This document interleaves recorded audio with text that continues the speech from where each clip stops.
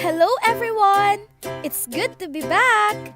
Ngayong araw ay something veggie ang ating gagawin. At ito ang pinakbet with alamang. At sa ating ingredients, meron tayong baboy, onions, meron din tayong garlic, ginger, of course ang alamang. At para sa vegetables, meron tayong tomato, kalabasa, sitaw, okra, siling haba, ampalaya, at talong.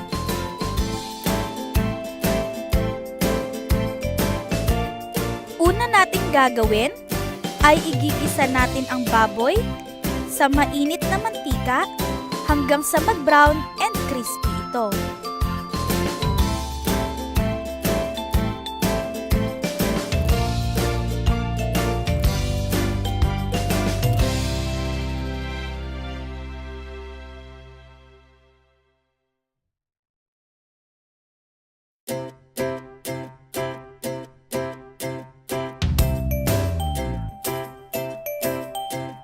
At kapag nakita na nating brown na ito, ilalagay na natin ang bawang, sibuyas, at luya, at isutay na natin ito.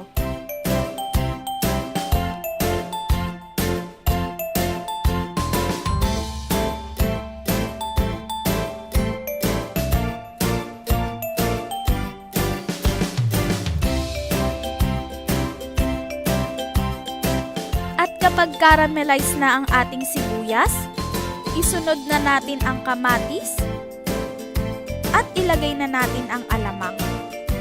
Tip lang guys, gisadong alamang ang ginamit namin para hindi siya ganon kalansa.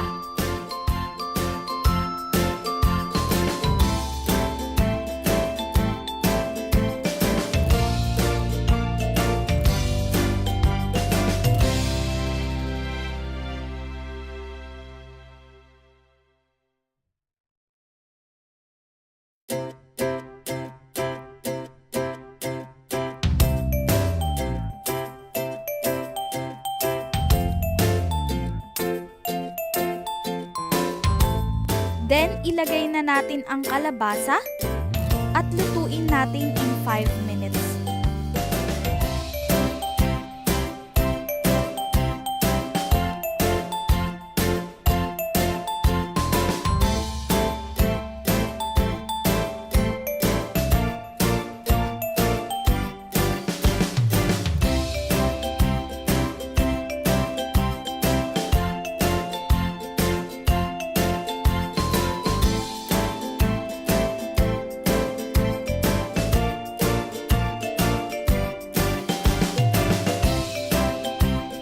Next nating ilagay ang sitaw at lagyan natin ng 1 cup of water.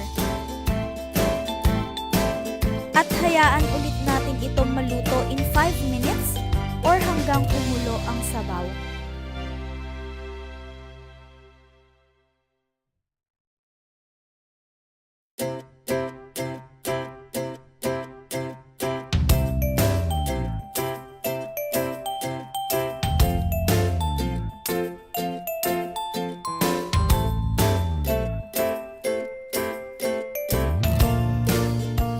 At kapag kumulo na ang sabaw, ilagay na natin ang talong. Kung napansin nyo guys, dumami ang water natin dahil ito sa natural water ng vegetables.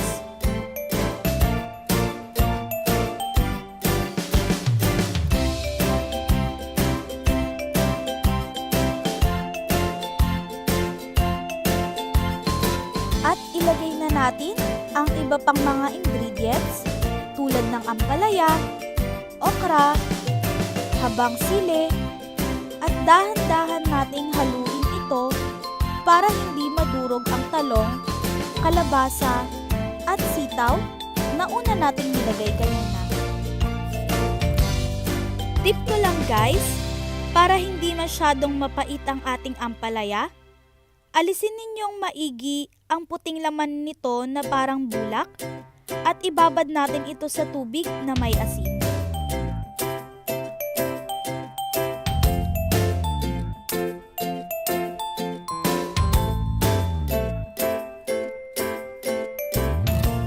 And then titimplahan natin siya ng salt and pepper. Kung mapapansin ninyo, hindi ko tinatakpan ng ating niluluto para hindi gaanong mawala ang kulay ng gulay at manatiling fresh pa rin ito tignan.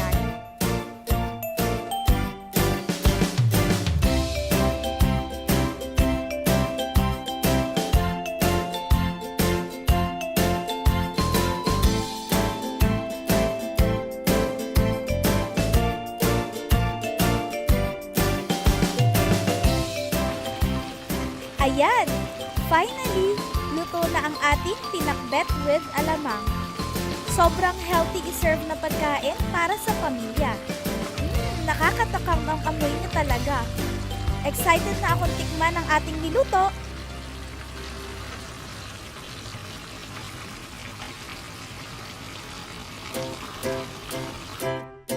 Guys, don't forget to hit like, subscribe, and share button para naman lagi kayong updated sa aming videos.